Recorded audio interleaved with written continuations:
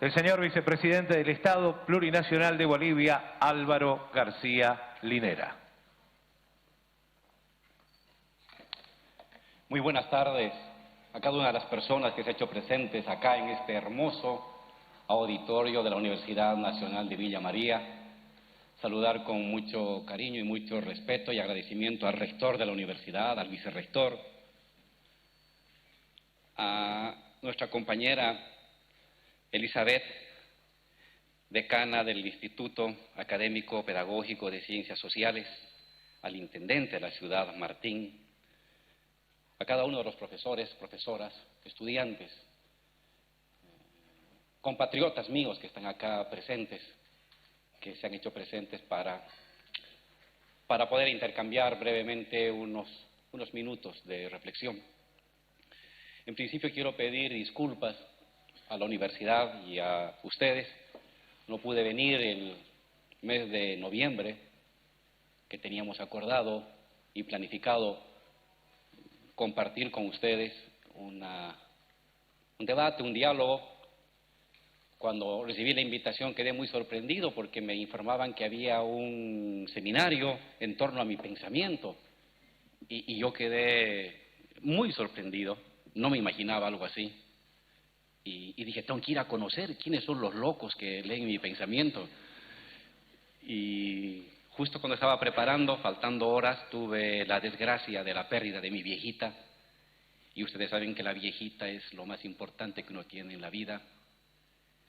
Y tuve que quedarme, había que acompañar a la viejita, estaba muy enferma y murió. Para mí es lo único que tenía, lo más importante y sólido que tenía en la vida.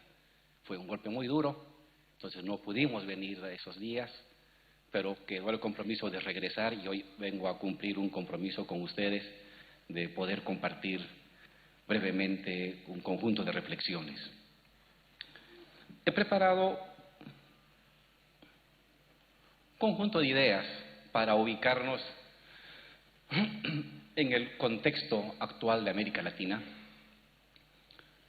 pero antes, oyendo los enormes elogios inmerecidos que han dado sobre mi persona, los generosos regalos, las palabras, los reconocimientos, quiero decirles que primero me conmueven mucho. Estoy muy agradecido por todo lo que he recibido acá en Villa María y en la universidad en estos pocos minutos que estoy acá presentes. Y decirles que básicamente lo que hace Álvaro es comprometerse con su tiempo. Eso es lo que, si algo sirve de lo que he hecho a lo largo de estos 30, 40 años, de escribir bien o mal, de hacer bien o mal, es comprometerme con mi tiempo. Soy una persona que no puede vivir indiferente al tiempo, indiferente a la historia, indiferente a sus desgarraduras, a sus injusticias, a sus dificultades, a sus contradicciones. No soy una persona que estudio palabras, no hago una estética de la palabra. Lo que intento estudiar son procesos, movimientos, luchas. Y intento comprender de la manera más aguda posible para intervenir en ella. Creo que la mejor manera en que uno puede intervenir en su presente es conociendo bien su presente. Pero no puedes conocer bien el presente si no intervienes en el presente. Es como en el estudio de la física cuántica con la ley de la incertidumbre de Heisenberg. ¿Quieres saber el movimiento de una partícula? No puedes saber su velocidad. ¿Quieres saber la posición de la partícula? No puedes saber su velocidad. ¿Quieres saber su velocidad? No puedes saber su movimiento. Porque para saber su movimiento tienes que bombardear esa partícula y modificas su velocidad o su posición. Igual pasa con el conocimiento. ¿Quieres conocer bien la realidad? Tienes que intervenir en la realidad. No puedes conocer en verdad la realidad sin intervenir en ella, sin influir en ella. Entonces, intenta conocer de la mejor forma la realidad para intervenir de la mejor manera en la realidad. E interviene de la mejor manera en la realidad, conociendo de la mejor manera la realidad. Y para eso los conceptos, las categorías son herramientas. Son herramientas. Si un concepto te sirve para armar la complejidad de lo que tienes frente a ti, bienvenida a esa categoría. Si esa categoría no te sirve, déjala. No te aferres a ella. A eso he llamado, como mi posición, un tipo de marxismo situacional. Soy un marxista, soy un comunista, pero he entendido que la mejor manera en mi país, en Bolivia, en el siglo XX, en el siglo XXI, de conocer Bolivia, de entender Bolivia, de conocer América Latina, de entender América Latina, no puede quedar al margen de este pensamiento universal que se llama marxismo, pero no un marxismo aferrado a la palabra, al concepto, a la liturgia, sino un marxismo entendido como eso, como comprensión radical de lo existente y transformación radical de lo existente. Y en el caso de Bolivia, eso tiene que venir asociado indudablemente con el indianismo. No se puede ser marxista sin no ser indianista. No puedes entender tu realidad si no entiendes la fuerza, la impronta de lo indio en la Constitución de Bolivia, de nosotros, de nuestro pensamiento, de nuestra piel, de nuestro cerebro, de nuestras células, de nuestras neuronas. En resumen, eso es lo que hago. Eso es lo que he hecho y seguiré haciendo hasta que se acabe la vida. Y les agradezco que encuentren en mis textos que no tienen la pretensión de una gran teoría, sino que tienen la única pretensión de comprender y transformar, de transformar y de comprender. Y si eso sirve de algo para lo que aquí se hace, para lo que ustedes estudian, para lo que ustedes quieren hacer, me voy a sentir muy feliz, porque para eso uno escribe, para transformar lo que vive, no para contemplar, no para adulcorar, ni para estetizar las injusticias que se presentan día a día.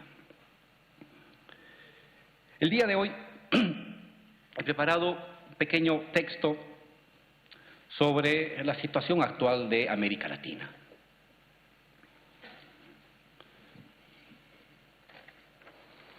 ¿Qué ha pasado en América Latina estos últimos 15 años? ¿Qué ha sucedido en América Latina estos últimos 15 años? No podemos entender todo este proceso que se inicia a fines de los años 90 del siglo XX, con lo que se ha denominado la crisis del régimen de acumulación y de legitimación neoliberal. En los años 80 y 90 en toda América Latina, en Bolivia, en Argentina, en Brasil, en Ecuador, en Uruguay, en Chile un poco antes, en Nicaragua, en El Salvador, en México, en toda América Latina, se dio un consenso económico y un consenso político. El consenso económico, el régimen de acumulación neoliberal. ¿En qué consistía esto? Fundamentalmente en privatizar lo público, es decir, convertir los bienes públicos en forma de acumulación privada, lo que el profesor Harvey llama acumulación por expropiación. Lo público, empresas del Estado, ferrocarriles, aviones, petróleo, gas, minería, telecomunicaciones, que son bienes colectivos, estatales, se los privatiza y se los entrega inmediatamente a sectores del capital externo, en algunos casos sectores del capital interno. Es decir, el ahorro generacional de 40, 50 años se convierte en propiedad privada de una persona. En paralelo a ello, se desregula las relaciones laborales, se deshace lo poco que había de régimen de estado de bienestar, se fragmenta los sindicatos, se los debilita, en algunos casos se los persigue, en otros casos se les quita fuerza, presencia, se los desconoce. La ciudadanía sindical que se constituyó en América Latina entre los años 50 y los años 70 se la diluye, es decir, Tengo derechos en tanto pertenezco a un sindicato, será la ciudadanía sindical, constituida con la fuerza de la movilización sindical, se la desagrega, se la fracciona, se la debilita, se la erosiona. Se establecen mecanismos de reducción salarial, pérdida de derechos, pérdida de bonos, y comienza un proceso de fragmentación territorial y material de la condición obrera. Las grandes fábricas se las fragmentan, se desindicaliza una buena parte de la población, se instituye el régimen de contratación por tiempo, de contratación por obra, de desconcentración territorial de partes del proceso productivo para debilitar estas condensaciones territoriales de los grandes centros laborales en las fábricas y en las minas, y surge entonces una ciudadanía desindicalizada. Tienes derecho en tanto te asumes individuo competitivo frente a la antigua ciudadanía corporativa sindical que era tengo derechos en tanto soy de un sindicato. Se constituye un régimen de partidos políticos conservadores que hablan un mismo discurso. Se cayó el muro de Berlín, ya no hay clase obrera, se ha acabado la lucha de clases, la globalización va a sacarnos a América Latina de la pobreza, hay que usar el dólar, hay que hablar inglés y toda esa parafernalia de un destino único e inevitable para el mundo entero. Derrota a las guerrillas en América Latina, se cae el muro de Berlín en Europa, se derrumba el régimen del socialismo de Estado en la Unión Soviética, la izquierda va hacia atrás, ¿qué queda? El destino único, el fin de la historia, como lo había proclamado Fukuyama en los años 80. Esto, que parecía que no iba a tener límite, que parecía que era el destino final de la humanidad, comienza a resquebrajarse. Primero a través de anomalías.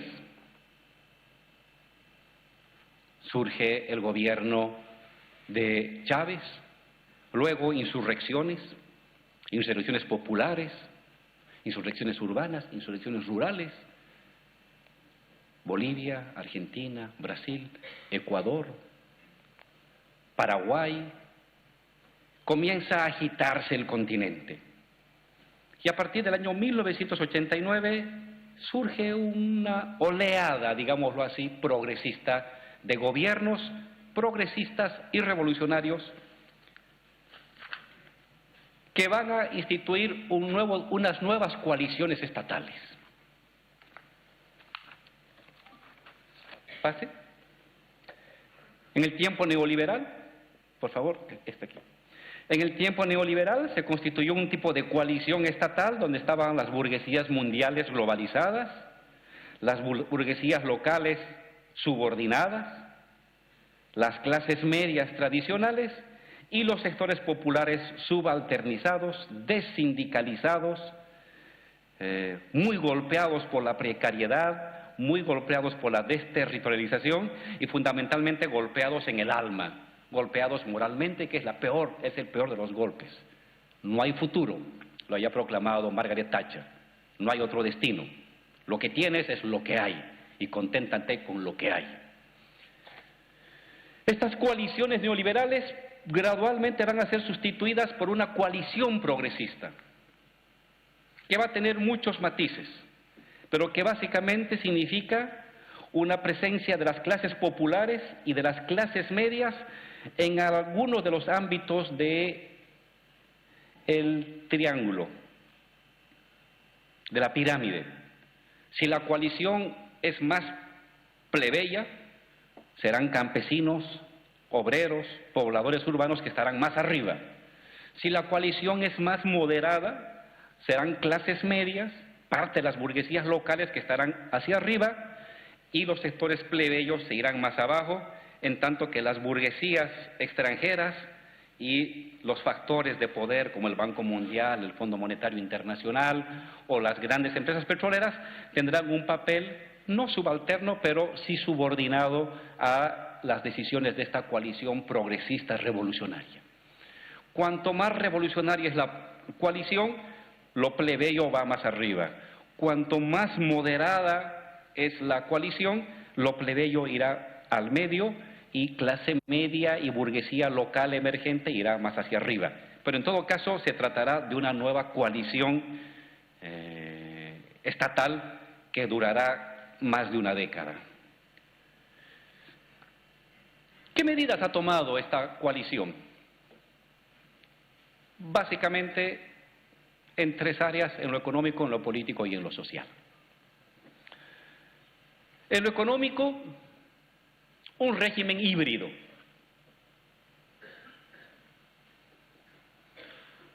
Cuanto más radical es la coalición, procesos de nacionalización de empresas públicas, empresas de telecomunicación, de mineras, petroleras, de energía, que pasa nuevamente al Estado.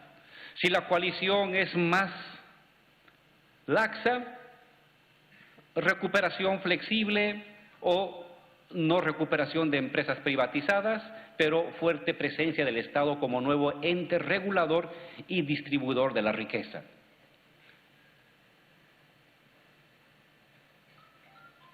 En lo político, sustitución del viejo sistema de partidos, en algunos casos radical, en otros casos moderado, en otros casos más camaleónico, sustitución del viejo sistema y de las viejas alianzas de partidos y constitución de lo que podríamos llamar una especie de tipo de jacobinismo político democrático.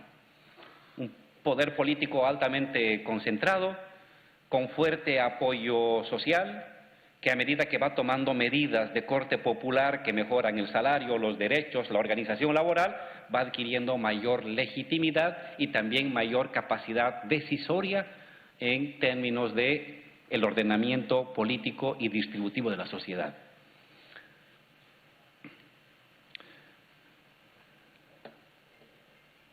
Voy a usar unos cuadros de las Naciones Unidas, del informe de Programa de Naciones Unidas para América Latina. De alguna manera marcan lo que ha significado para América Latina los gobiernos progresistas. Este es el año 1980, estoy ya medio ciego. 1983 al año 2003. 1983 al año 2003. Hasta aquí. Este es el corte. Este es el crecimiento, el rosado es el crecimiento de la pobreza extrema y el amarillo pobreza moderada. Si ustedes se fijan en el ciclo neoliberal, la pobreza extrema se mantiene o tiende a crecer. Y la pobreza moderada crece. Hasta acá. Esta es la fotografía del ciclo neoliberal. No es un adjetivo, simplemente es un hecho real. La pobreza en los años 80 y 90, en toda América Latina en su conjunto, se incrementó. Más números, más personas pobres y más personas extremadamente pobres. ¿Cuál es el resultado de los gobiernos progresistas? Con sus limitaciones, sus errores, sus contradicciones, sus fallas. Esto. La pobreza extrema, es decir, menos de $1 por día, cae. Es decir, menos gente se va a dormir en la noche con hambre. Y igualmente una caída de la pobreza moderada. Si uno quiere decir, ¿qué hicieron los gobiernos progresistas? Pues esta es una buena fotografía. Para bien o para mal, esto representa el carácter social que asumieron los gobiernos progresistas en América Latina. Unos con mayor radicalidad, otros más timoratamente, pero eso es el resumen general. Este es un dato del PNUD y del Banco Mundial. Este es otro cuadro también del PNUD. Divide a la población latinoamericana en 4 grandes segmentos. Los muy ricos, la clase media, la clase media pobre, digámoslo así, o clase media frágil, vulnerable, la amarilla, y estos son los pobres y extremadamente pobres. El cuadro compara 1993, 2003, 2013. Este es el flujo neoliberal, este es el flujo progresista. Fíjense lo que pasa. En términos de las clases altas se mantiene y crece casi un 20%. La clase media pasa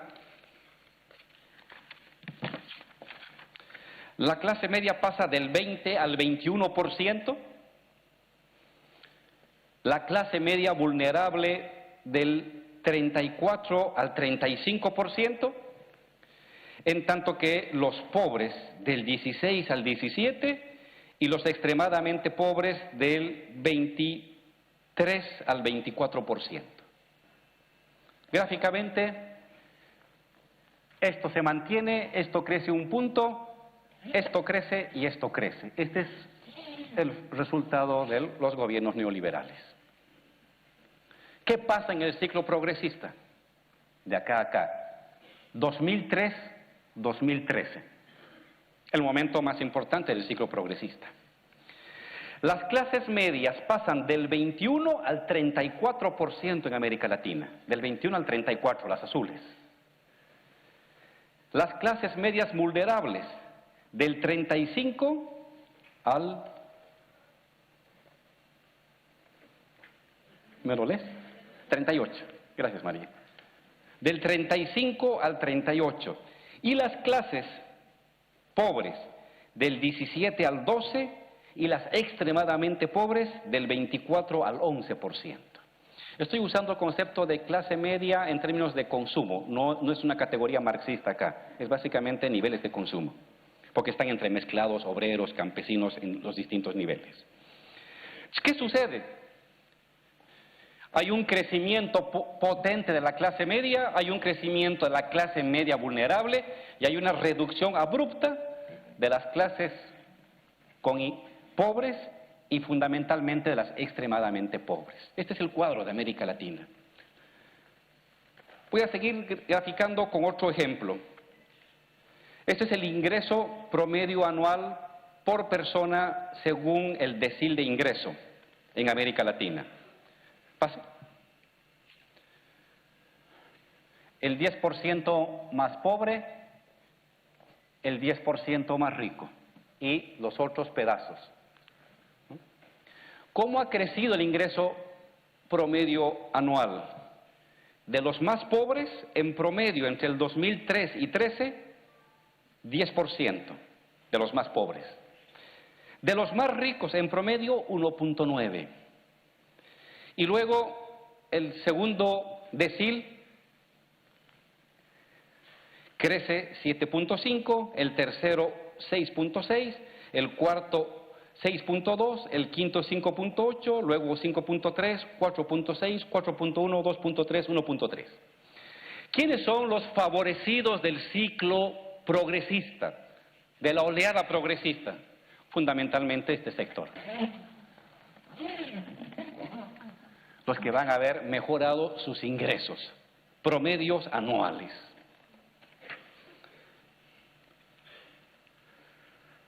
Este es un cuadro comparativo que compara tres momentos de América Latina. 1960 y 80, ciclo de los gobiernos nacional populares, llamados entonces. Entre medio, pedazo de la dictadura, ya el fin de la dictadura. El ciclo neoliberal y el ciclo progresista. Este es un dato de el World Economic Outlook, octubre del 2014. ¿Qué nos dice? En los años 60-80 el aumento del PIB, del ingreso por persona en América Latina creció 3.3. En los tiempos neoliberales el ingreso por persona 0.4. En los tiempos progresistas el ingreso promedio 1.8. Si uno compara el 0.4 con el 1.8, la diferencia son de 4 veces. Evidentemente el crecimiento en este periodo no ha logrado el crecimiento que se logró en este periodo nacional popular, pero si lo comparamos meramente con el ciclo neoliberal, las condiciones mejoraron notablemente para millones y millones de personas. El caso de Bolivia es paradigmático. Bolivia conocido como un país tremendamente pobre, tan pobre como Haití. Esta es la fotografía de 1993, la fotografía del 2003, la fotografía del 2013. Y así pueden, a simple vista, ver. Clases medias disminuyen en el ciclo neoliberal. La clase media disminuye. La clase media se incrementa en el ciclo progresista. La clase media vulnerable se mantiene casi similar, se incrementa notablemente.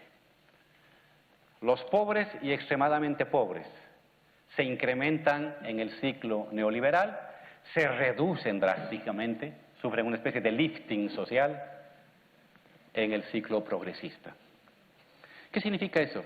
Que hoy en Bolivia hay menos gente pobre, que hoy en Bolivia hay más gente que tiene recursos para mandar al hijo al colegio, para mandar al hijo a la universidad, para comprarse una casita, para hacer un pequeño negocio, para hacer un pequeño tallercito. ¿Qué ha hecho este gobierno populista, comunista, socialista? Pues esto, reducir a los extremadamente pobres. Este es el populismo, es lo que hemos hecho. ¿Qué más hemos hecho? Este es el Producto Interno Bruto nominal. Yo controlo. Esta es la economía boliviana. Fíjense, está ahí. Esta es la economía boliviana. ¿En qué momentos? En los tiempos del gobierno de Sánchez de Lozada, de los privatizadores. Se mueve entre 9.000, 8.000 millones de dólares. Seguramente el Producto Interno Bruto de Córdoba, seguramente. Aquí entra Evo. Y miren.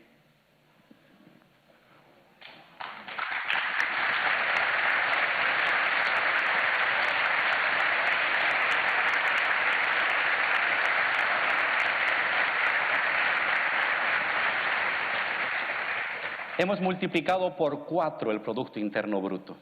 Hay pocos países en el mundo que han tenido este incremento vertiginoso de su Producto Interno Bruto. De una economía de 9.000 millones a una economía de 37.000 millones de dólares. ¿Qué es lo que hemos hecho? Retener el excedente. Cosa simple. Hay un excedente social, trabajo. El boliviano es muy trabajador, es muy esforzado. Comentamos con el rector de los dos valores del boliviano, el trabajo y el estudio, como valores casi religiosos con los que educan a sus hijos. Pues somos gente que trabaja. Pero éramos gente que trabaja, pero que siempre el fruto de nuestro trabajo se iba afuera. ¿Qué hicimos cuando llegó Evo? Simplemente que el fruto de nuestro trabajo no se vaya afuera. Es decir, retener e internalizar el excedente. El resultado, un Producto Interno Bruto que se multiplica por 4 veces en una década.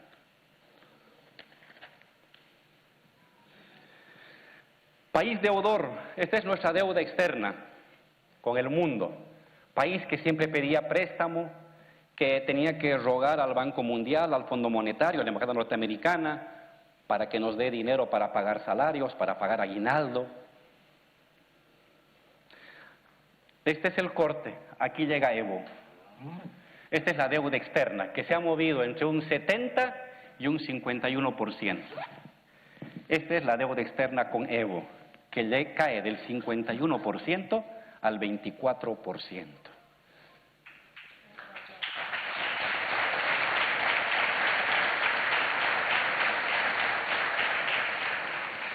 La tasa de inflación es esta. Bolivia está ahí, este azulito. No voy a mencionar los otros países. Ustedes nomás vean cómo está la cosa.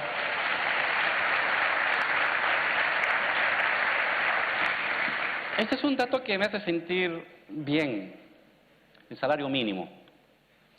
Cuando nosotros llegamos al gobierno, el salario mínimo en bolivianos era cerca de $50. 55 dólares. El salario mínimo argentino era $280. 4 veces más. Argentina le pagaban como mínimo 4 veces más que a un boliviano. Hoy le siguen pagando más al argentino que a un boliviano. Pero nuestro salario mínimo ya no es 55, es $287. El argentino como mínimo tiene 505, 510. Antes nos llevaba por 4 veces. Ahora Argentina nos lleva nomás ya por una vez. O por el doble. Y si esto va así, ojalá que el 2025 estemos igual, que el salario mínimo de un boliviano sea igual a un salario mínimo de un argentino. Lo vamos a lograr. Ese es nuestro objetivo.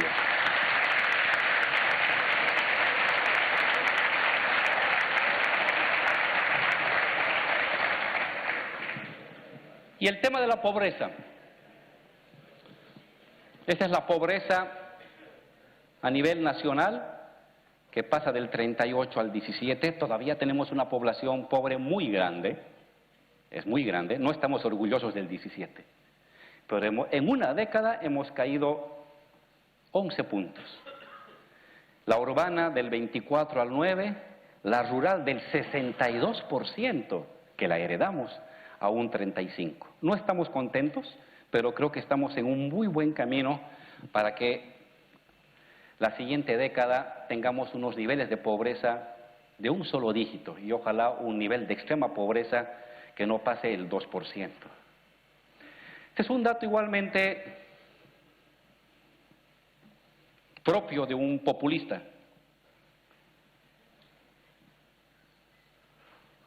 Cuando llegamos al gobierno, el 10% más rico tenía 128 veces más dinero que el 10% más pobre.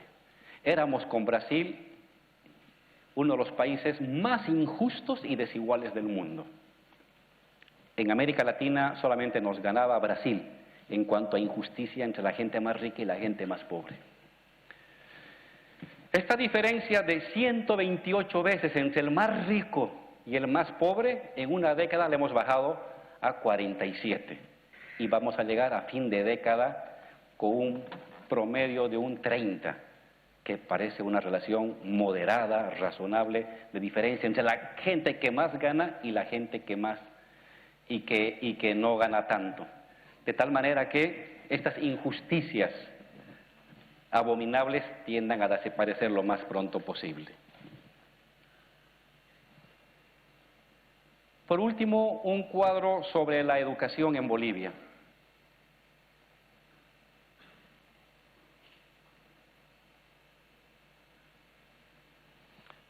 Esto es tasa de niños y niñas con edad de asistida primaria que están fuera de la escuela. Niños, ¿qué porcentaje de los niños y niñas que deben estar en la escuela van o no van? En este cuadro ustedes pueden ver que hay países como Nicaragua, Guatemala, Honduras, El Salvador, República Dominicana, Brasil, que tienen un elevado porcentaje de niños y niñas que aún no van a la escuela. Pongo Honduras, el 22% de niñas y niñas en edad escolar no van al colegio. O Brasil, el 18%. O Perú, el 9.5%. Argentina está acá. 4.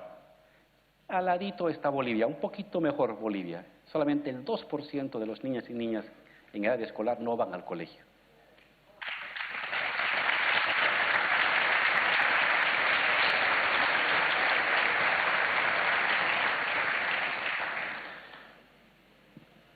¿Qué más pasó en el continente?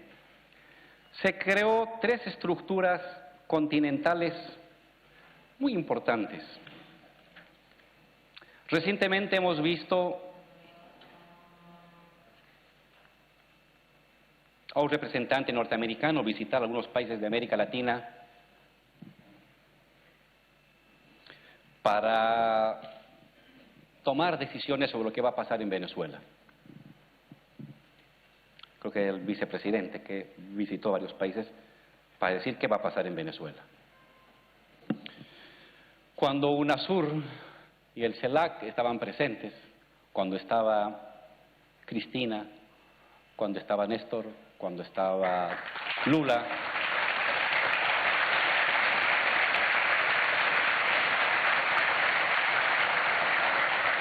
yo quiero decirles que eso no sucedía. Nosotros tuvimos un golpe de Estado en Bolivia, el año 2007. Gente que quiso dividir Bolivia, la parte del oriente de la parte del occidente.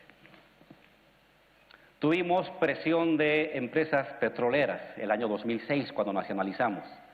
Empresas petroleras que nos decían que no van a dar ni tecnología ni mercados para producir petróleo. Y entonces no vino el vicepresidente de Estados Unidos. Fue Kirchner, agarró un avión, se fue hasta Santa Cruz y le dijo: Evo, si las empresas petroleras europeas, norteamericanas, no quieren darte tecnología y no quieren darte los técnicos y la inversión necesaria, Argentina te va a dar la tecnología, los técnicos y los mercados.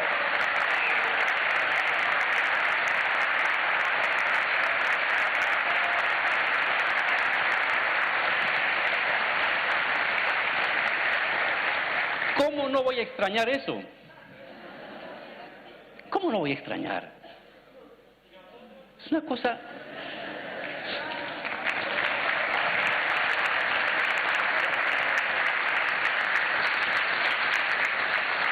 Porque a veces uno habla de la presencia imperial como una cosa muy abstracta.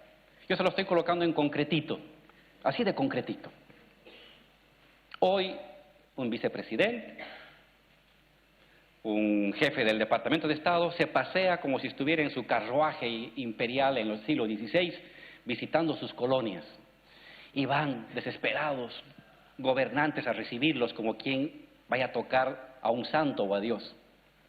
Cuando estaba Lula, con Evo, con el presidente de Venezuela, Chávez, cuando estaba Correa, cuando estaba Néstor, no hacíamos eso.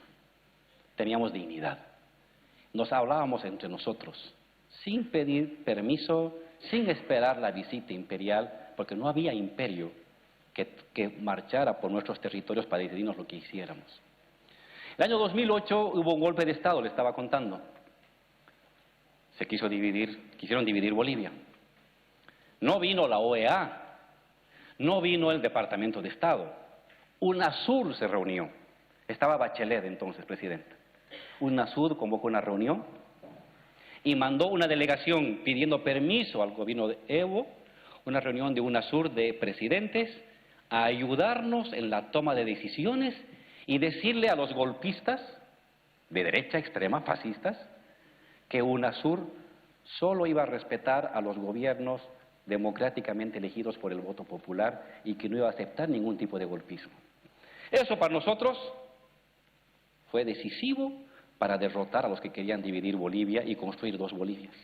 Sin esa ayuda de ese UNASUR reunido en Chile, luego en Bolivia, seguramente ahorita Álvaro estaría en la cárcel o estaría desaparecido con un NN en alguna tumba.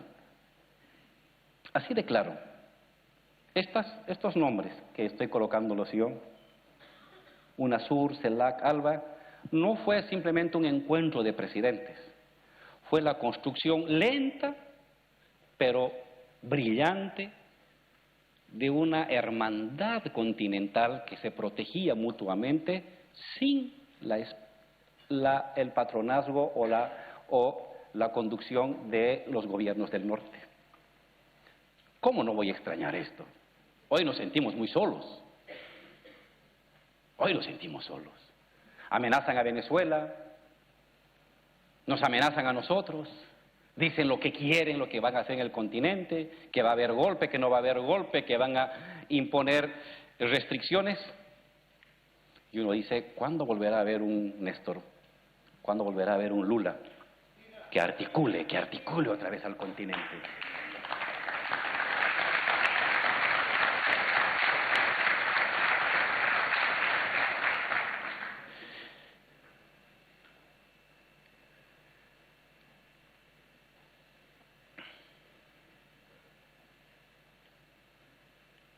Aquí es, ¿no? ¿Hacia allí tengo que apuntar? Hacia alguien tengo que apuntar. Ahí.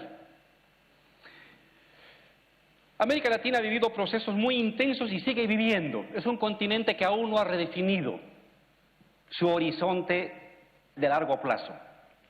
Es un momento muy duro.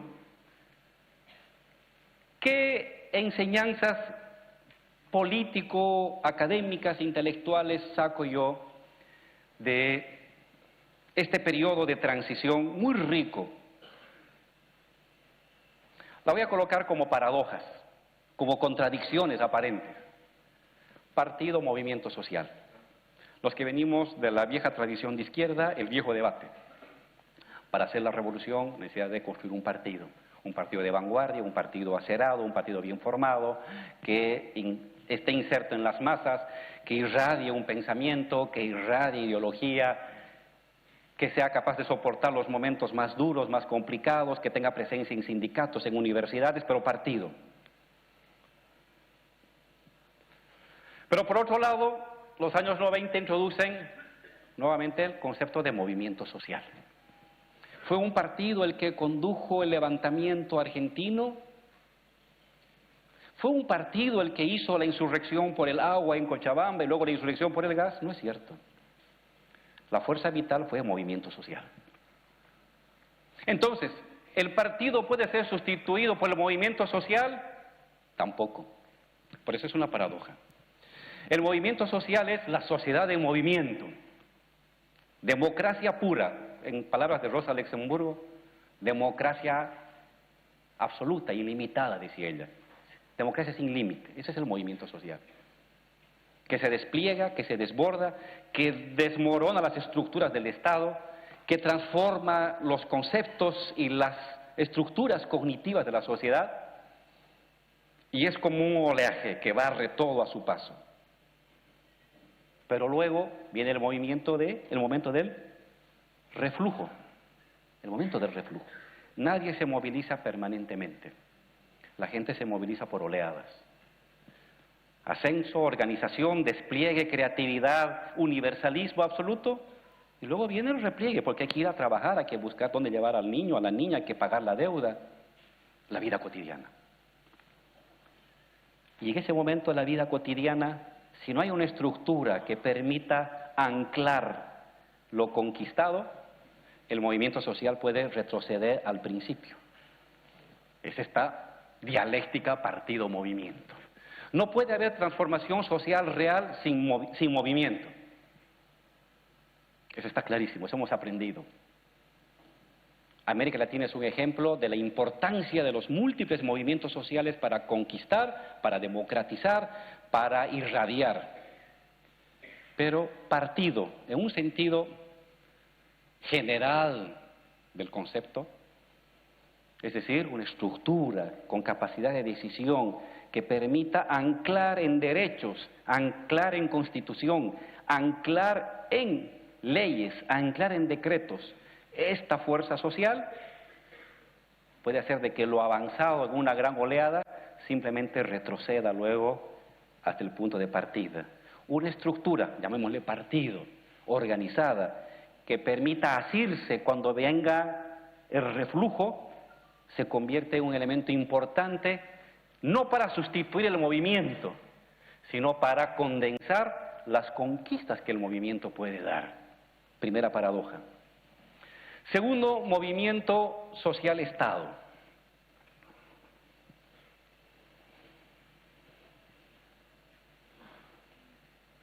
¿Por qué necesariamente un movimiento social acaba en Estado?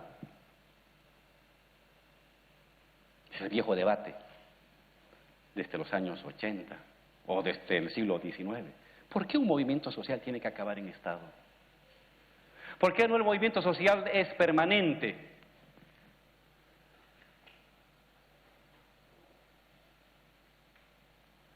Movimiento social es democracia, es toma de decisiones por todos. Estado es monopolio. Monopolio de la coerción, monopolio de los tributos, monopolio de lo universal, monopolio de la gestión de lo público, monopolio de lo instituido, de lo institucional, monopolio. ¿Puede el movimiento social avanzar solo, sin Estado? El gran ideal comunista, anarquista, no necesitamos Estado.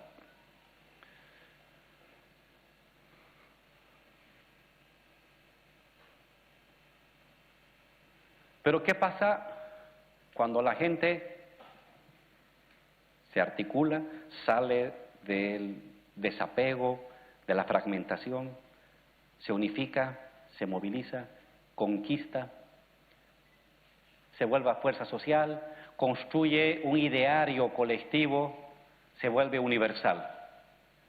Y luego otra vez regresa a lo local, a lo corporativo, a lo individual. ¿Qué pasa entre esta cumbre de lo universal y el nuevo flujo de lo universal del movimiento social que podrá ser en una década o en 100 años? ¿Qué pasa en toda esta época? ¿Qué queda? El Estado. El Estado es una condensación de flujos, de luchas, de fuerzas. Lo ideal sería que el movimiento social no necesite del Estado, que la democracia irradiada a la calle, a la universidad, a la fábrica, al Parlamento, por encima del Parlamento, al Ejecutivo, continúe. Eso es lo ideal. Pero lo real es que la gente se moviliza y se repliega. Se moviliza y se repliega. Y entre movilización y movilización puede pasar una semana, un mes, un año, una década o 100 años. ¿Qué queda entre pico y pico? El Estado. No debería haber el Estado, pero es lo que queda. ¿Lo dejamos? ¿Lo dejamos? No. Es una opción. El anarquismo ha optado por eso. El debate de principios de los años 80 con el zapatismo fue eso. Con Holloway, transformar el mundo sin tomar el Estado es una opción. ¿Para qué el Estado? Porque el Estado es monopolio, lo sabemos por definición. Por muy comprometido, compuesto por compañeros nuestros, es un monopolio. Si no, no es Estado. Pero si dejas el Estado, ¿qué queda? Está bien, no te metas al Estado, deja el Estado, te contamina el Estado, perfecto. Pero si tú no ejerces el poder concentrado, alguien lo va a ejercer. Porque el Estado no desaparece. La relación Estado no desaparece. Porque la relación Estado no es la alcaldía, la gobernación o el gobierno central. Esos son unos edificios y unos nombres. La relación Estado es la delegación que hacemos de la gestión de lo común, de lo universal a otros. Eso es el Estado. La aceptación, la tolerancia moral que hacemos cuando vemos un semáforo rojo, cuando vemos un certificado de la universidad y le damos un valor, cuando usamos el dinero y le asignamos un contenido. Es uno el que le está asignando una representación universal, una representación social a las cosas.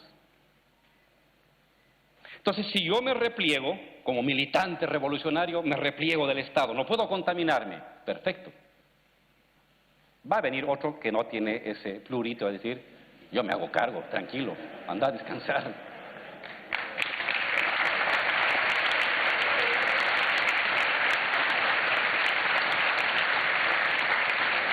Y claro, uno como izquierdista, como revolucionario dice, yo me voy a replegar a mi comuna, yo voy aquí, voy a cultivar mis productos, voy a tener otra relación no enajenada con mis compañeros, muy bien, pero ¿y el obrero? ¿Y el campesino? ¿Y la ama de casa? ¿Y el transportista? y el vendedor, y el que va al colegio, y el que usa dinero para comprar comida, y el que sube a un minibús o a un transporte público con dinero. ¿Qué hace él? ¿Qué hace ese compañero? ¿Lo dejas?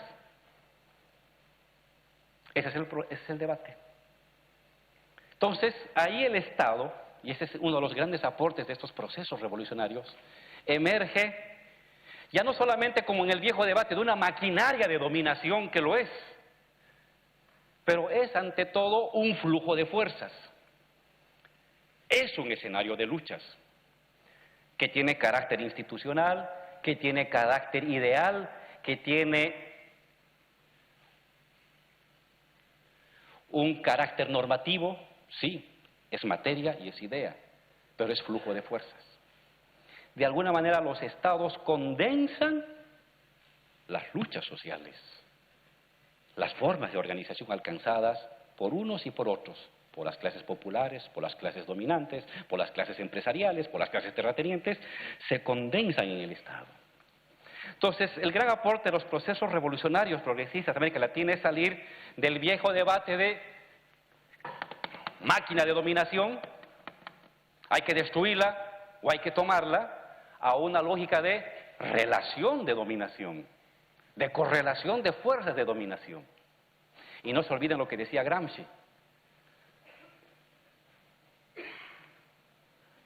Las clases dirigentes solo se constituyen en Estado.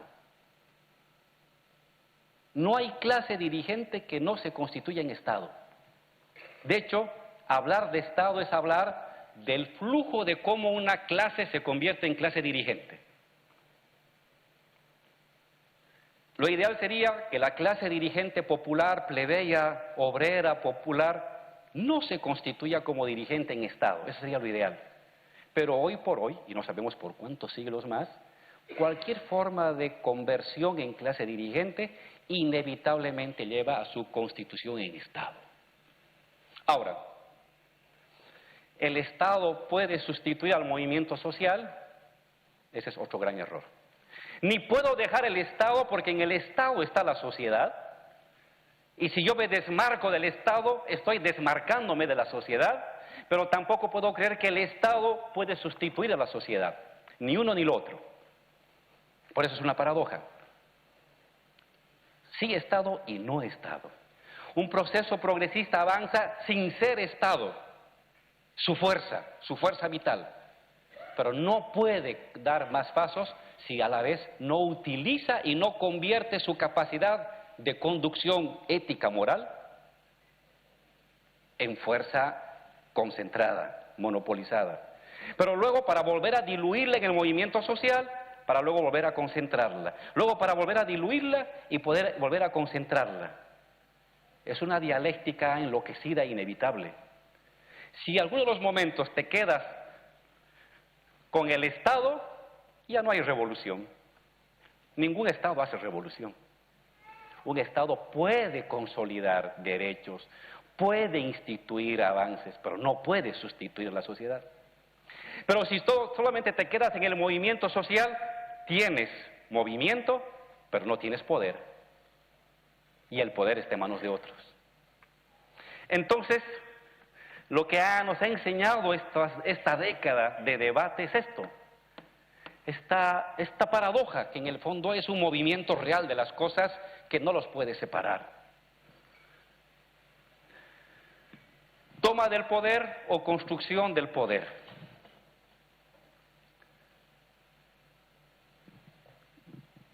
Voy a ponerles un ejemplo. Bolivia, año 2008. Tomamos la decisión con el presidente Evo, junto con las organizaciones sociales, de hacer una redistribución de la tierra. Había que distribuir la tierra. Hasta cuando estábamos, los empresarios terratenientes tenían 49 millones de hectáreas, los campesinos 13. Así estaba la distribución de la tierra en Bolivia. 49 para empresarios, 13 para campesinos, comunidades y Estado, las áreas verdes y las áreas protegidas. Había que tomar una decisión, redistribuir la tierra. Éramos Estado. hacemos una ley, la mandamos al Parlamento. En el Parlamento no teníamos el Senado nos la rechaza. Éramos gobierno, pero no éramos poder. ¿Qué hicimos? ¿Qué se hizo? Los compañeros de las organizaciones campesinas marchan casi 200 kilómetros, como el tamaño de nuestra bandera de la reivindicación marítima, marchan a La Paz, llegan a la ciudad de La Paz. Yo era presidente de la Asamblea. Los invito a los opositores a almorzar a la vicepresidencia. Mientras estoy almorzando con los opositores, las organizaciones sociales rodean todo el Parlamento, 80.000, 100.000 personas. Yo me escapo del almuerzo, me entro al Parlamento. Cuando se dan cuenta los opositores corren, pues ya no pueden entrar porque había 100.000 personas. Y en el Parlamento hay mayoría, aprobada la ley de distribución de tierras.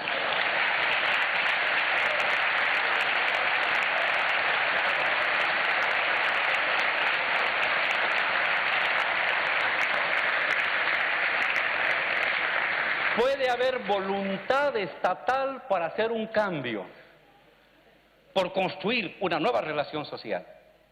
Como monopolio de decisiones puedes tener la voluntad. Pero si no tienes la correlación de fuerza real en la calle, tu voluntad no es nada. No es nada. ¿Quién nos dio la facultad para aprobar una ley? La gente, 100.000 personas que marcharon de los 9 departamentos de Oriente y de Occidente y que se tomaron toda la plaza y que impidieron que los diputados opositores entraran al Parlamento. Sin eso, nuestra voluntad era nada. Construir o tomar, pues es los dos. Tienes que construir poder real en la calle. Si no tienes poder en la calle, tu poder progresista y revolucionario no es nada. Pero también hay momentos de centralidad institucional. Los resortes del Estado te permiten ciertas cosas. Valuar o devaluar la moneda. Invertir en salud y educación o invertir en parques. Construir una planta de procesamiento de gas o comprar, no sé, ¿cómo? Canchas o cualquier cosa que no tenga una utilidad productiva. El Estado es un monopolio. Te permite ciertas facultades decisorias sobre recursos públicos, presupuestos de todos, recursos públicos. Tienes ahí una fuerza. Pero si esa fuerza no tiene su correlato social, no tienes poder. Podrás tener fuerza institucional, pero no tienes poder. Y un gobierno progresista avanza si sabe cabalgar en los dos, como construcción de poder, pero también como toma de decisiones parcial de ese poder institucional.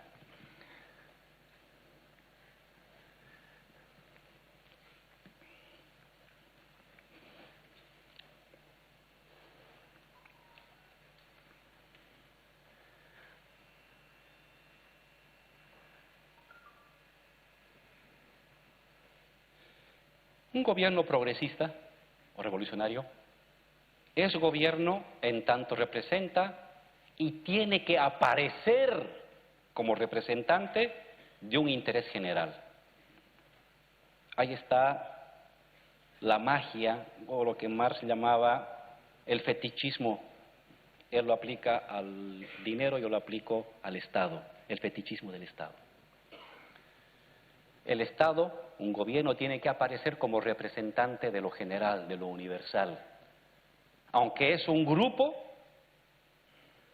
es una parte, en el sentido de Rancière, es una parte nada más del todo, tiene que aparecer como administrador de todos. Si no cabalga en esa lógica aparencial, no eres Estado. Pierdes la magia de gobernante. Ser una parte, pero aparecer como representante de todos. Ser una parte, pero hablar a nombre de todos. Ser una parte, pero administrar parcialmente para todos. En esa clave está el fundamento del Estado moderno. Es una paradoja el Estado. Es una parte, pero aparece como todo. Son unos cuantos los que deciden, pero aparentan tomar decisiones por todos y para todos. Ese es el fetichismo del Estado.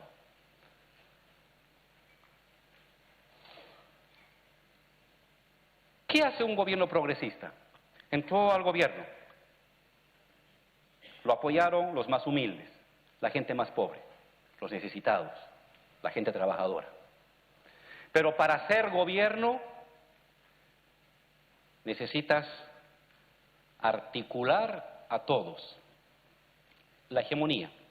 ¿Qué es la hegemonía? Es la capacidad de articular en torno a un bloque al resto de la sociedad. Tu núcleo es el núcleo duro. Pero si solamente te quedas en tu núcleo duro, el resto de la sociedad que no es tu núcleo duro, ¿qué va a hacer? Va a conspirar. Va a buscar sabotearte. Va a buscar atacarte. Y cuando pueda, va a intentar destruirte. ¿Cómo se consolida un gobierno revolucionario? Irradiando. De su núcleo duro se irradia a los grupos intermedios. ¿Hasta dónde tiene que irradiarse? ¿Hasta dónde tiene que llegar a acordar? Si solamente me concentro en el núcleo duro, soy sólido y principista, pero no tengo hegemonía. No soy el liderazgo moral e intelectual de la sociedad. Soy una parte de la sociedad. No produzco la ilusión Estado, porque el Estado es una ilusión también. Es una materia y es una ilusión. Pero si me irradio a todos, e intento contentar a todos, me he alejado del núcleo duro. Y por contentar a los que no son los míos, al final comienzo a hacer cosas en contra de mi núcleo duro. Y luego, a estos que intenté convencer, conquistar y seducir, cuando me ven sin mi núcleo duro, no dudan en dar una puñalada y bailar encima de tu cadáver. Pero ya no están los tuyos porque los dejaste. ¿Hasta dónde te concentras en los tuyos? ¿Hasta dónde te irradias? Este es el debate de cómo se construye hegemonías. ¿Cómo se construye una hegemonía? ¿Hasta dónde? ¿Hasta dónde cedes? Ya en lo práctico, porque uno puede jugar con las palabras y citar a Gramsci muchas veces. Pero cuando ya te pones en concreto, ¿hasta dónde cedes?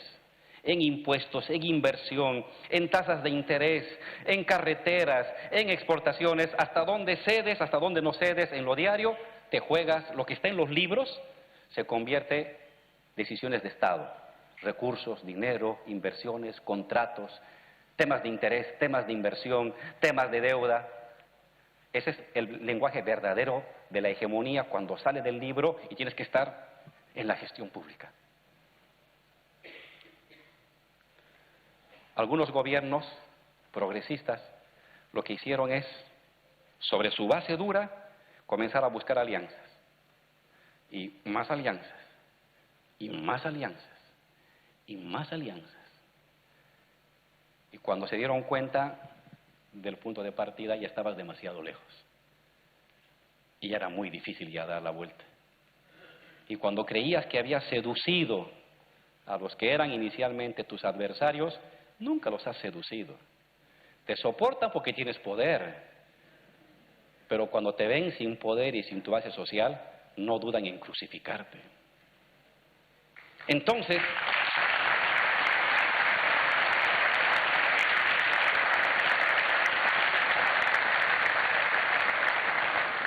este es un tema que no solamente compete al Estado, sino a la sociedad.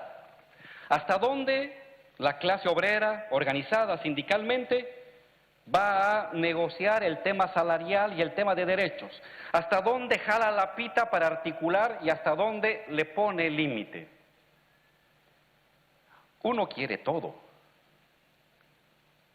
pero tiene que saber calcular la correlación de fuerzas. ¿Estoy en capacidad de imponer todo lo que quiero, incluido tomarme la fábrica? ¿Tengo fuerza para eso? ¿Tengo apoyo?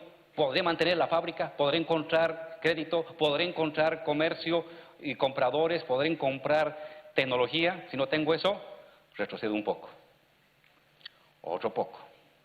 Es un tema del Estado, pero es un tema ante todo de las clases plebeyas, que se pone en lo cotidiano su capacidad de universalismo sin ingenuidades o corporativismo endurecido.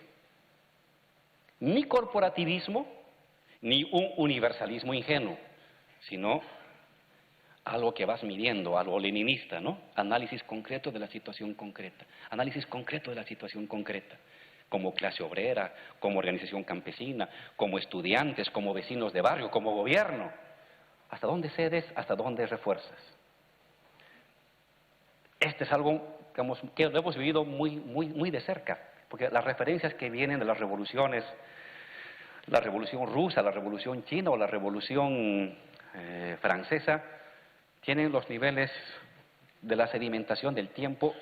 Hemos vivido lo mismo, pero solamente que de manera mucho más práctica en nuestros gobiernos progresistas. Aquí hay una infinidad de lecciones gramscianas que uno puede aprovechar para estudiar y para no repetir los errores que algunos de nosotros hemos caído en este periodo. Tema de la ideología y el sentido común. Nuestro rector citaba una frase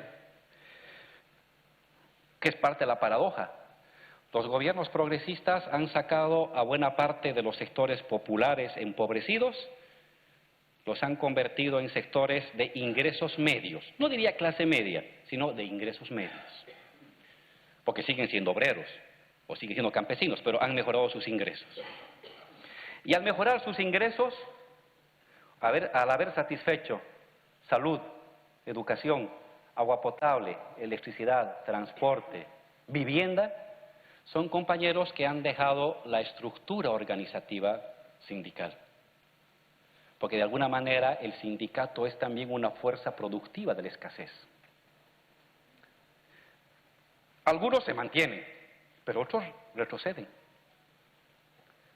Siguen siendo obreros, siguen siendo trabajadores, pero ya con condiciones básicas satisfechas. Y ya no tienen la militancia del sindicato, porque ya tienen satisfechas sus necesidades básicas. ¿Quién ha logrado eso? Los gobiernos progresistas.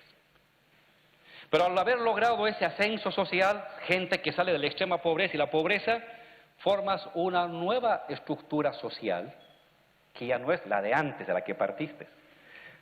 Son más jóvenes, ya no van al sindicato, no tienen estructura territorial.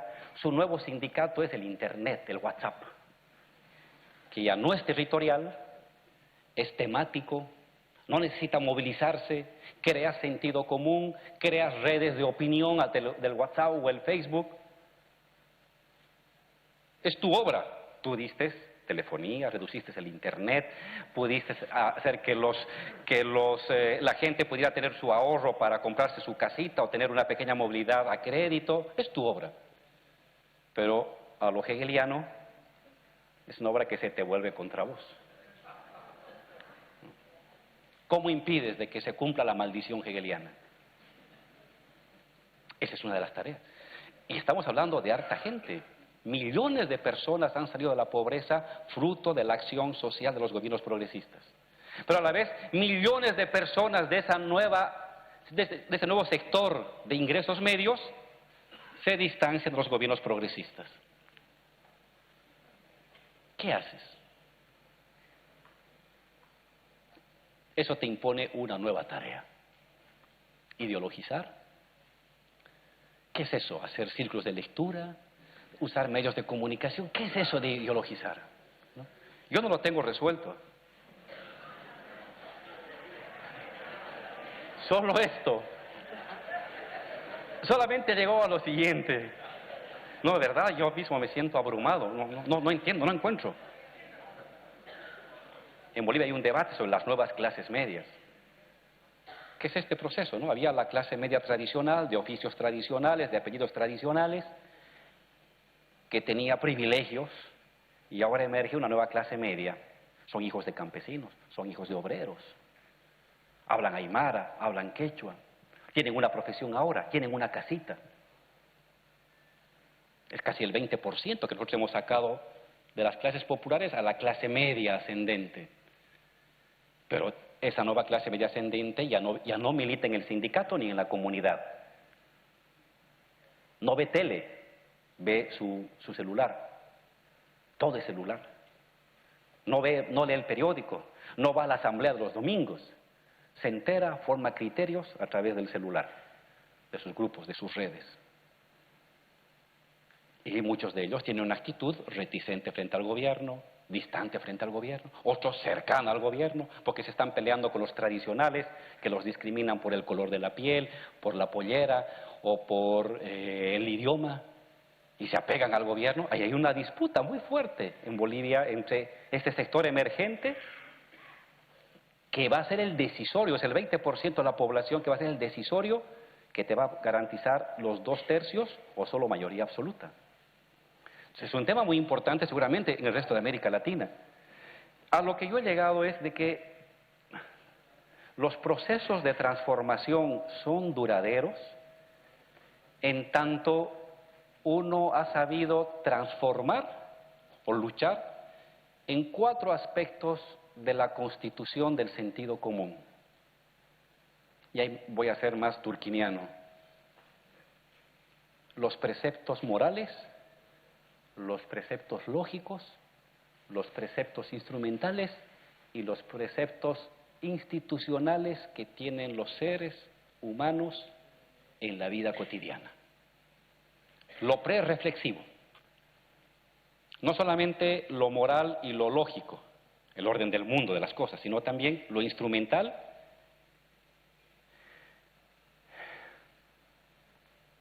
y lo instrumental y lo institucional. De alguna manera creo que ahí está la clave de cualquier proceso de transformación social. Es el sedimento más profundo de la prereflexibilidad de las personas. Es cómo nos sentamos, cómo valoramos, cómo jerarquizamos, cómo actuamos de manera impulsiva, cómo nos ruborizamos. Quien logre influir en la manera en que las personas se enfadan, se ruborizan, se entusiasman, es una estructura política que ha logrado incidir en la construcción del sentido común. El sentido común no se construye en una década, el sentido común se construye en décadas, si no es que siglos. Pero la clave está ahí. La clave de la continuidad o el retroceso es cuánto lograste transformar el sentido común de la sociedad. Ya no solamente las ideas fuerza, las categorías fundamentales, la manera general de representar el mundo, sino la forma cotidiana y corpuscular de ubicarte en el mundo. La forma prereflexiva de organizar las cosas, lo deseable, lo reprochable, lo abominable, lo óptimo, lo ideal, lo necesario, lo lógico. Ahí está, en ese mundo de la construcción, que ya no es ideología, es algo más profundo que la ideología. Es donde se juega, yo siento, la continuidad o el límite de un proceso de transformación. Por último, otro de los temas que ha logrado sacar esos procesos de transformación es, lo tomo por la experiencia boliviana.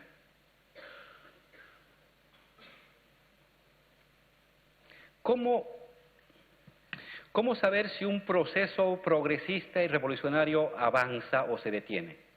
En la medida de la democratización social. Un gobierno es tanto más progresista o revolucionario en tanto más cosas de la vida se deciden más democráticamente. En asambleas, en decisiones, en cabildos, en referéndum, en votaciones, democratización social. Un gobierno progresista se estanca o retrocede cuanto a más cosas se deciden estatalmente.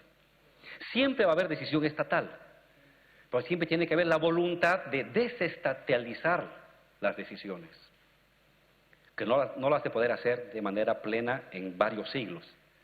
Pero esta voluntad permanente, recurrente, esta lucha interna de un gobierno para desconcentrar, democratizar decisiones y solamente quedarse con las muy coyunturales y digamos complicadas o urgentes y permanentemente darse esfuerzo para desestatalizar y democratizar es una medida de radicalidad o contención o detención de un proceso. Y la segunda, la economía. No hay gobierno progresista que logre continuidad y estabilidad si no transforma parte de las condiciones de vida de la gente. Porque la gente puede movilizarse por un ideal. Es más, se hace matar por un ideal en momentos determinados. Las guerrillas es un ejemplo. Los trabajadores en sus huelgas, las grandes marchas, el vamos, váyanse todos, son ideales. Lo hacemos una semana, un mes, 6 meses, pero luego hay que ir a la casa, hay que buscar la comida, hay que pagar la deuda, hay que pagar la luz, hay que pagar el agua, hay que comprar ropa, la vida cotidiana. Y si un gobierno progresista no te ha permitido una mejora en esa cotidianidad, estás en peligro. Porque la gente puede moverse por un ideal un tiempo, puede soportar un sacrificio por un año, pero el segundo año te dice, ¿y para cuándo? Es la NEP de Lenin, es el debate por la NEP de Lenin. Comunismo de guerra que busca introducir la transformación, estatizar las fábricas, controles obreros por todos lados y la economía que se derrumba a 20 años atrás. ¿Qué hace Lenin? Momento, tengo que ir para atrás. Tengo que salvar la revolución. ¿Qué es salvar la revolución?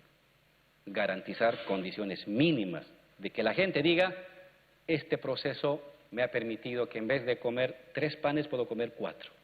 Que en vez de comer 2 veces a la semana pollo puedo comer 3 veces a la semana pollo. Eso, la importancia de la economía. Lo digo yo porque vivimos de una experiencia de la izquierda, me tocó a mí muy joven vivir, muy traumática. Había un gobierno del Partido Comunista, del MIR, del MNRI en Bolivia. Los que conocen Bolivia, entre el año 82 y 84 hubo un gobierno de izquierdas. ¿Qué pasó?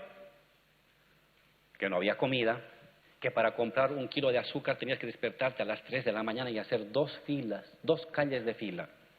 Que para comprar leche tenías que esperar 1 semana o 2 semanas. Que para comprar una mantequilla era una suerte si podías encontrar a las 6 de la mañana un pedazo de mantequilla porque no había comida. Para comprar una botella de refresco había que llevar un paquete de dinero así, porque el dinero no valía nada, porque había una hiperinflación. Te pagaban salarios en carretillas porque el papel ya no valía nada, por la inflación no del 20%, sino inflación del 1000%, del 3000%, del 10000%. La gente perdió. Y entonces en Bolivia la izquierda, antes de que se cayera el muro de Berlín, perdió, porque fue incapaz de mantener una economía, de generar un mínimo de bienestar. Y por eso, en los años 80 pierde la izquierda y no va a renacer sino hasta los años 2005, es decir, 30 años después. Fue la peor derrota de la izquierda en el caso de Bolivia. Eso para nosotros fue una lección como gobierno. Algo tenemos que hacer con la economía, algo. La gente se moviliza por ideales, se sacrifica, se esfuerza, pelea, lucha, pero al final del día, luego cuando vaya a la casa, tiene que llevar el pan a la familia. La mujer tiene que llevar el pan a la casa. Y si un gobierno no ha logrado eso, te vuelves muy frágil, te vuelves muy débil. Entonces, un gobierno progresista tiene que enfocar de manera distinta el debate sobre la economía. ¿Qué tipo de cambios? ¿Hasta dónde? ¿Hasta dónde puedes socializar la producción? ¿Hasta dónde puedes introducir la intervención del Estado? ¿Hasta dónde puedes introducir lógicas del valor de uso en vez del valor de cambio? ¿Hasta dónde tienes que soportar presencia del mercado o de la inversión extranjera? ¿Hasta dónde? Eso es algo que ha emergido de una manera muy nítida en el debate latinoamericano. ¿Hasta dónde democratizas? Esta es parte de las paradojas que han emergido en este proceso de transición latinoamericano.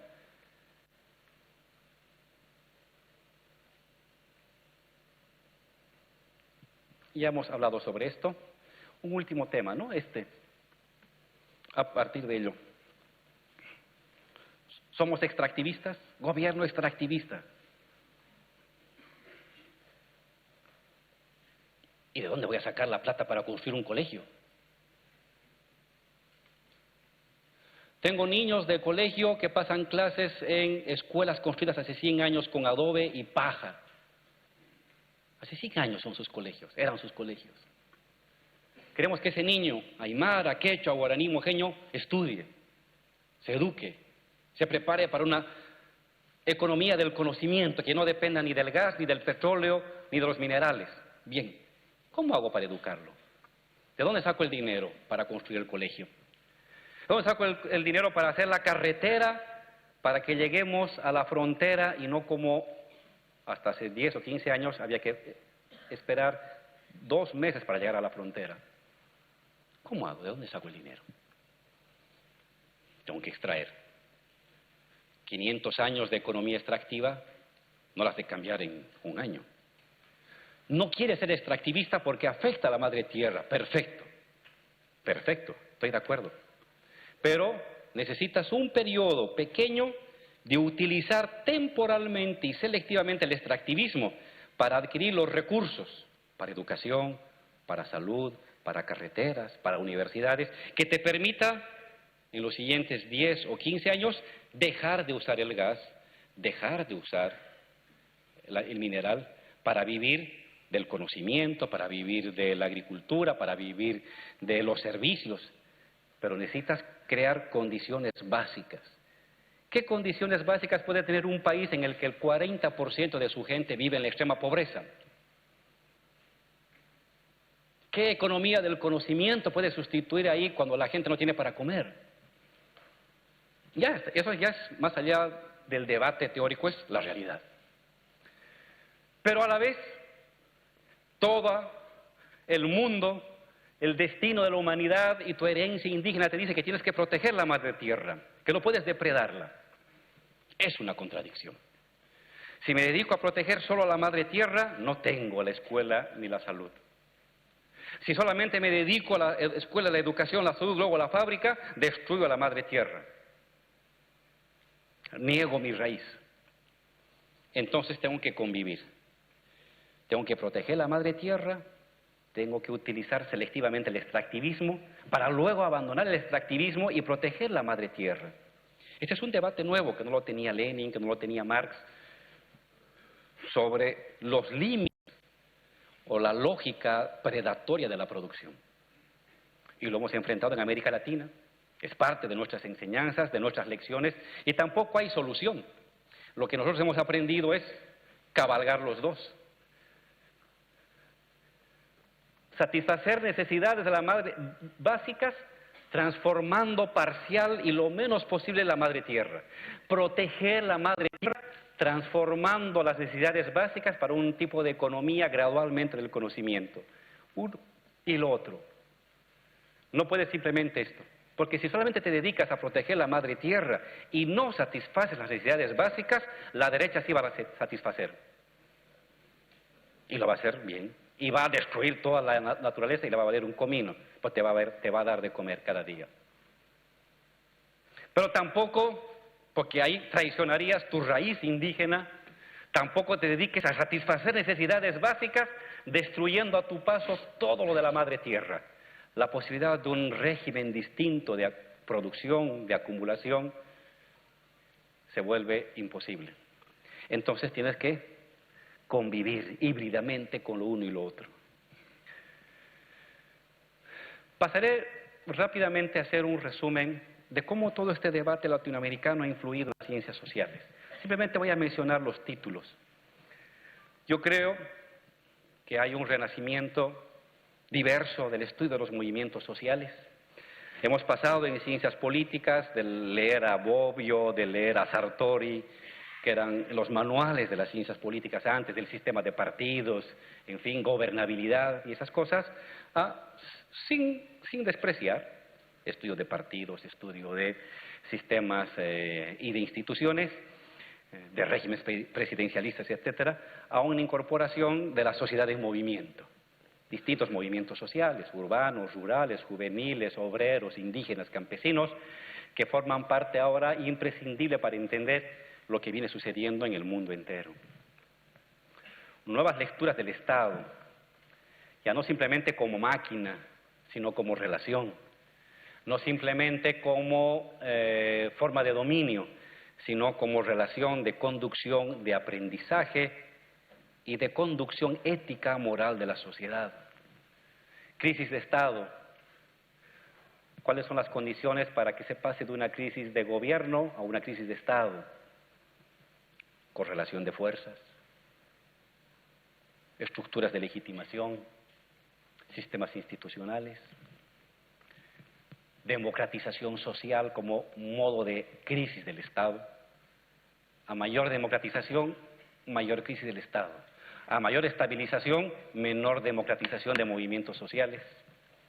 Hegemonías híbridas, lo que debatíamos sobre irradiación, concentración, liderazgo moral, transformación de las estructuras lógicas y morales de la sociedad, clivajes de hegemonía, coaliciones fuertes, coaliciones políticas, nuevas institucionalidades emergentes de los procesos de transformación, asambleas constituyentes, formas de revocatoria, en el caso de Bolivia, jurisdicción indígena originaria campesina, etcétera, etcétera, que hablan de una nueva área de construcción de institucionalidad emergente de procesos de descolonización, de plurinacionalidad, de democratización social.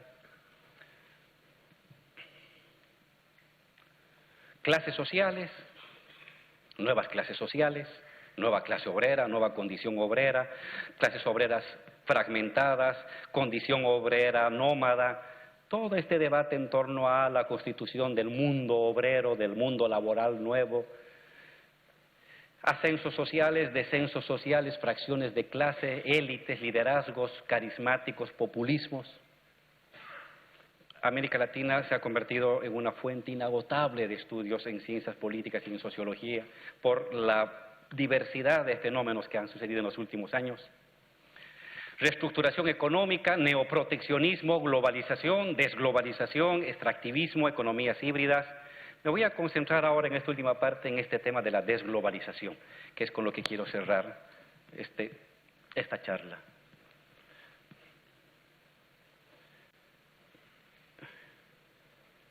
Ya no voy a centrarme en el tema de las debilidades, que las he ido mencionando a medida que conversaba con ustedes. Solamente que quiero concentrarme en el punto 3. El punto 1 es nunca olvidar que la economía es política concentrada, que cualquier debate sobre política obligatoriamente está llamado a tomar en cuenta la economía. Esta es una frase de Lenin: la política es economía concentrada. Todas las decisiones políticas tienen que ver con la economía. Tienen que ver con la economía, están influidas por la economía. Y muchas veces, pero, la economía, los estudiantes de ciencias políticas no toman en cuenta la economía. No se puede estudiar el Estado sin tomar en cuenta la economía. Porque una de las fuerzas del Estado es básicamente la economía. Pongo el caso de Bolivia, no sé bien Argentina. En Bolivia el Estado concentra el 38% del Producto Interno Bruto boliviano. Hablar del Estado plurinacional es hablar de ese 38% de la economía boliviana. Inversiones, recursos, créditos, deudas, etcétera, etcétera. 38% del Producto Interno Bruto. Y la pelea es por la gestión de esos bienes, del 38% del Producto Interno Bruto boliviano. Esta es un área que es importante no perder de vista por la experiencia que hemos tenido acá. La política es alianzas, son discursos, son percepciones, es construcción y lucha por el sentido común, es lucha por conceptos, es lucha por símbolos, pero también es lucha material, es lucha por cosas, es disputa por cosas, es disputa por recursos, por dinero, por influencias, es también eso, la lucha política. Ya dijimos, el nunca abandonar el núcleo duro, nuevas estructuras cognitivas, no subestimar a tu adversario. Quiero quedarme con este, convencer pero también derrotar. La lección nuestra. Está el núcleo duro, indígena, originario, campesino, popular. Pero para hacer gobierno tienes que irradiarte a la clase media nueva, a la clase media tradicional, a sectores académicos, profesionales. ¿Qué haces con la burguesía?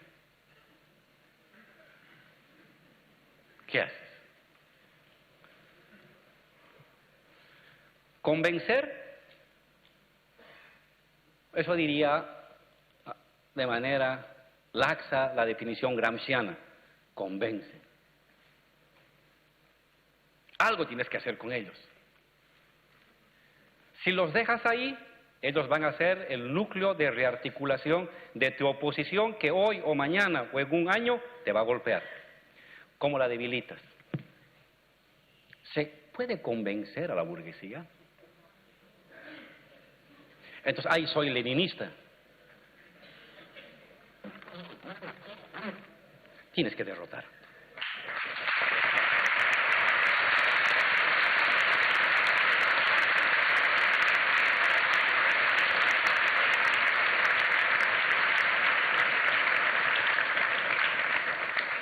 Un poco la fórmula que yo entiendo de un proceso revolucionario es convencer, Gramsci, derrotar, Lenin. Volver a convencer al derrotado desorganizado. Derrotado desorganizado. Porque no derrotado no está desorganizado. Y lo que tú crees que estás convenciendo, ellos te están convenciendo a vos. Derrotar, desorganizar, convencer, volver a derrotar, convencer, volver a derrotar. Para mí la fórmula, la revolución, ¿qué sería? Igual a Gramsci más Lenin, es decir, convencer más derrotar, convencer más derrotar.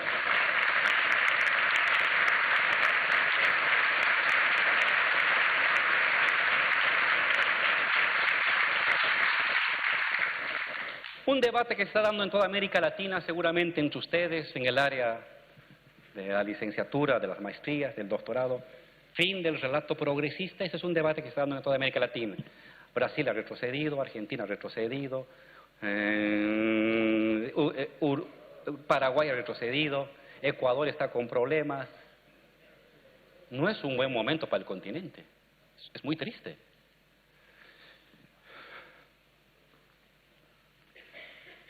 Para responder esto, quiero hacer un pequeño rodeo por la desglobalización.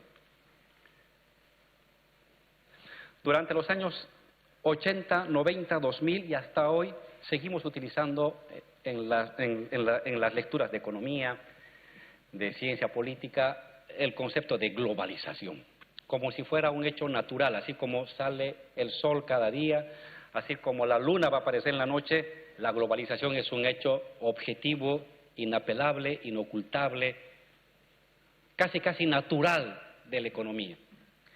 Yo quiero poner en duda eso. Hay globalización. Hay una construcción planetaria de redes de comercio, sí. Hay una construcción de redes planetarias de la producción, sí.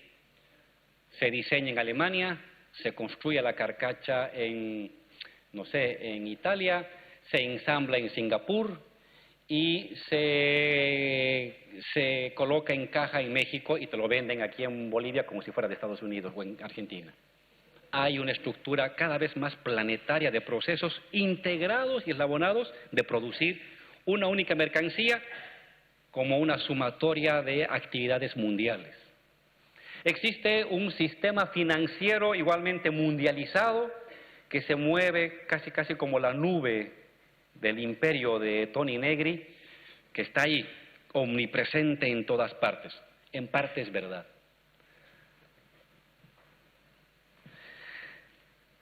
Este es un cuadro hecho por una asociación de bancos del mundo, se llama el BIS, que muestra dos figuras. Este es los activos financieros y este es el comercio. Y va desde 1835. Esto se puede encontrar en el Internet, sus informes, que son muy buenos desde el punto de vista de tu adversario. Te muestra cómo ha evolucionado, miren, la importancia de los activos y pasivos financieros respecto al Producto Interno Bruto mundial. Esta es la primera oleada de libre comercio que comienza el año 1855 en tiempos de Marx, que la estudia. Los activos financieros llegan a constituir cerca del 80% respecto al Producto Interno Bruto mundial. Todo el ciclo liberal, que finaliza después de la Guerra Mundial, de la Segunda Guerra Mundial, tiempo del proteccionismo, welfare state, y a partir de los años 80 vuelve a dispararse. Y llega hasta casi el 400% respecto al Producto Interno Bruto mundial. Primera oleada de libre comercio, segunda oleada de libre comercio. No hay duda, hay un proceso de globalización muy fuerte. Y lo mismo pasa con el comercio. Este es el comercio mundial medido con aquella otra vara. En el ciclo del liberalismo del siglo XIX, principios del XX, llega a constituirse casi el 25% del Producto Interno Bruto mundial. Otra vez ciclo proteccionista, ciclo neoliberal y llega hasta casi el 30% respecto al Producto Interno Bruto mundial.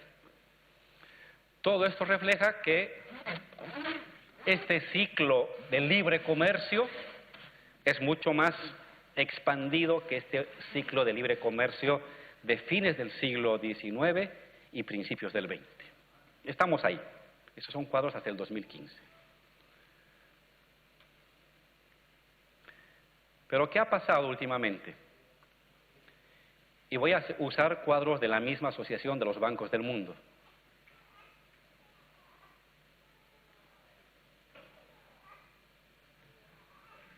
Estoy pasando muy rápido. Ahí. Esto es un instituto McKinsey, también es una institución muy importante que los economistas deben estar siempre revisando estos datos del instituto McKinsey, que te muestra los flujos transfronterizos de capital como porcentaje del PIB. Año 90, 5,2. El año 2001 llega hasta el 12% el flujo transfronterizo como porcentaje del PIB. El año 2007 llega hasta el 20% como porcentaje del PIB y con la crisis se derrumba y llega hasta el 2000, hasta el 2%. Es decir, los flujos transfronterizos de capital en los últimos años se han reducido a la 10ª parte. Sigue habiendo flujo transfronterizo. Sigue habiendo capital que circula por todas partes del mundo, por encima de las fronteras, sigue habiendo, pero ya no de la manera en que lo hacía hasta los años 2010, 12, 13. Hay una caída de los flujos transfronterizos. A esta caída se le llama procesos de desglobalización gradual. Sigue habiendo globalización. Hay una ralentización o una disminución de los flujos de la globalización.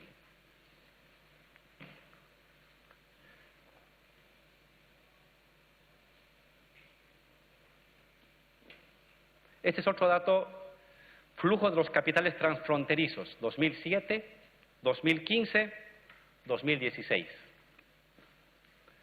De constituir el 11.9, casi 12% respecto al Producto Interno Bruto, cae al 3%, y fundamentalmente, ¿quiénes caen?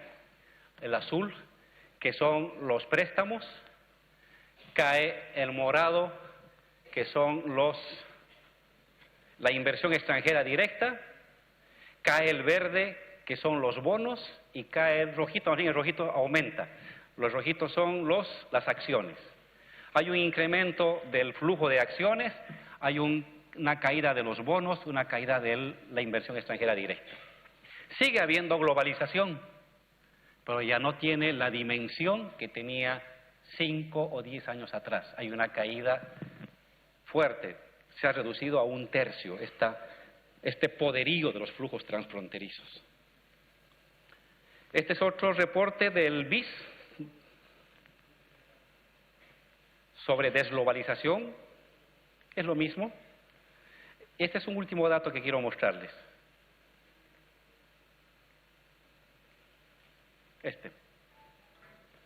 El rojo es el PIB mundial, este es el crecimiento del PIB mundial. Y el azul es el crecimiento del comercio mundial. Si ustedes se fijan, mientras el PIB crece el 3, el comercio crece el 24. Mientras el PIB crece el 4, el comercio el 21. Mientras el PIB crece el 2007 el 4, el comercio el 14. Aquí hay la caída del 2008. El 2011 el PIB crece 0,1%, 3%, el comercio crece 20%. Siempre el comercio ha estado creciendo, el comercio mundial, 2 a 3 veces, hasta 4 veces más que el PIB mundial. Esa es una lógica del neoliberalismo. ¿Qué ha comenzado a pasar desde el 2014? Que el PIB mundial crece 2, 2,8, 2,8, 2,8, pero el comercio mundial se ha desplomado en su crecimiento. Ha decrecido, menos 12% el 2015, menos 19% el 2016. No tengo datos del 2017 todavía. Debe estar por aquí más o menos. A esto es que se llama desglobalización. Sigue habiendo globalización, pero ya no hay una globalización intensiva. Hay una caída. En algunos de sus aspectos, los países retroceden. Las potencias le ponen freno. Comienza un flujo de desglobalización dentro de la globalización. ¿Qué otra cosa más ha pasado? Gran Bretaña se ha salido de la Unión Europea. Estados Unidos tiene como presidenta Donald Trump. Ha subido el arancel al acero al 25%, al aluminio 10%. Va a construir su muro contra los latinoamericanos. Ha roto el TTP, el Tratado Transpacífico, y está en duda si va a aprobar o renovar el TLC con México. Es decir, estamos ante un gobierno que en ciertas cosas sigue potenciando flujos financieros transfronterizos y en otras cosas comienza a aplicar políticas proteccionistas. Estas son políticas proteccionistas. Mala palabra hace 20 años. Era impensable hablar de proteccionismo. Eso era el Parque Jurásico. Pues ha regresado el Parque Jurásico de alguna manera. Comienzan a surgir en España, en Reino Unido, en Francia, discursos que vienen desde la izquierda que hablan de proteger fronteras. En Reino Unido, el candidato, no es Sanders, Sanders de Estados Unidos, ¿no? Corbyn habla de estatizar los ferrocarriles. En España Podemos, en Francia Mélenchon hablan de una política que busca ponerle cierto freno en ciertas cosas a la globalización.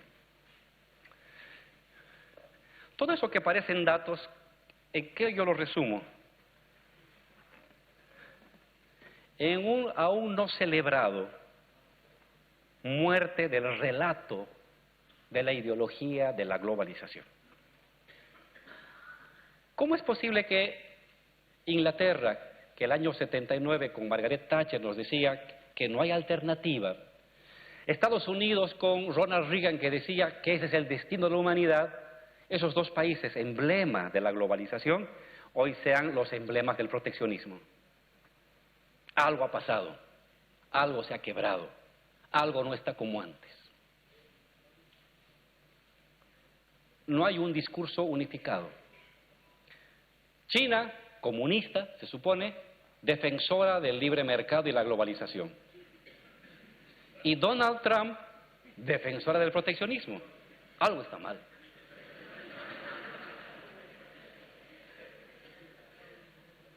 Claro, uno se pone a ver, son intereses, ¿de acuerdo?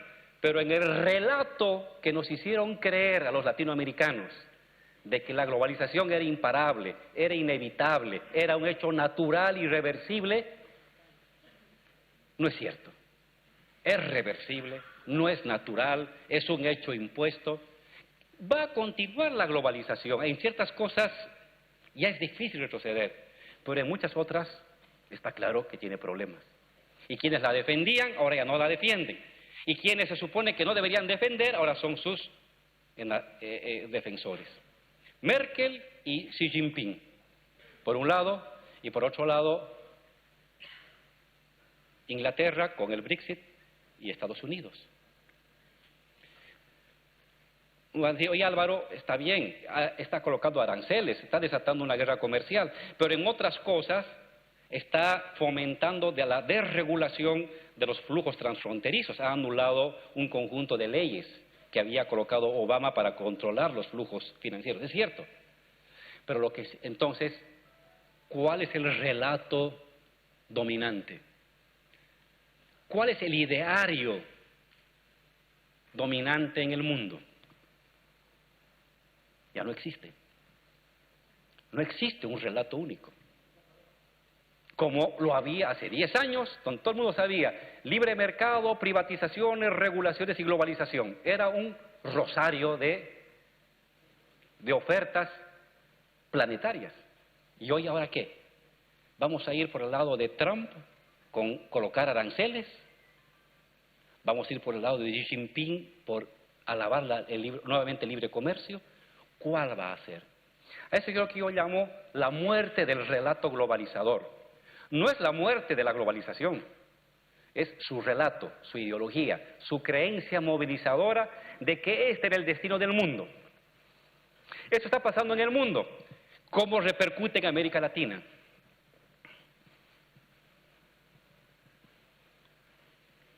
De alguna manera así se mueve, ¿no? Libre comercio, proteccionismo, libre comercio. Esto está en duda. Capaz vamos a tener un libre comercio recargado nuevamente. Capaz ha iniciado un ciclo proteccionista y estamos aquí. Y yo esto lo pongo en duda. Solo lo coloco ahí como provocación. Algo está pasando en el mundo. Y en América Latina, ¿a dónde van a apuntar los gobiernos conservadores? ¿A una reconstitución del libre comercio, del libre mercado tipo Menem de los años 90? ¿Sí? ¿No? ¿Van a hacer una mezcla, un blend entre proteccionismo y libre cambio? Los gobiernos conservadores se han quedado sin relato unificador. Tienen fuerza a partir de nuestros errores. Han sabido aprovechar nuestros errores. Pero ¿cuál es su norte? ¿Cuál es el horizonte movilizador de esperanzas?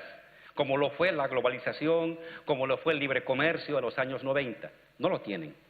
Los conservadores, yo lo pongo todavía en un interrogante en cuanto a su duración.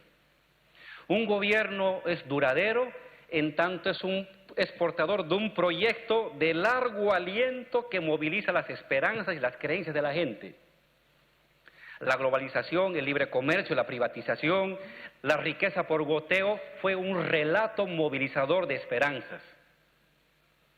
Lo fue, y la gente votaba por ellos y creía por ellos. Y luego no los creyó. Ahora, ¿cuál es el nuevo relato movilizador de esperanzas? ¿Cuál? ¿Libre comercio? ¿Proteccionismo? No existe. Esa es una ventaja para nosotros. Esa es una ventaja para los que nos consideramos progresistas, revolucionarios, porque estamos enfrentando a un adversario que carece de un relato estructurado. Es un adversario que ha aprovechado errores, debilidades nuestras, que ha sabido utilizar las fallas que hemos tenido, pero que todavía no es portador de un proyecto de largo aliento. Y entonces, por lo tanto, hay esperanza. Hay la posibilidad que las fuerzas de izquierda, las fuerzas revolucionarias, lamiéndose sus heridas, corrigiendo errores, cortando en seco lo malo, amputándose las partes degeneradas que se crearon en su cuerpo, puedan revitalizarse. No soy de los que sigue la lógica del ciclo progresista, porque esa es una mirada teleológica de las cosas. El ciclo es así la vida, llores, hagas o no hagas nada, así es la vida. Prefiero la lógica de la oleada. El ciclo le quita el papel activo a las personas. Un izquierdista no puede hablar de un ciclo social, porque está estableciendo por encima de las decisiones colectivas un hecho que se impone a la gente por encima de sus acciones o sus contradicciones. Y la sociedad no es así. La sociedad es lucha.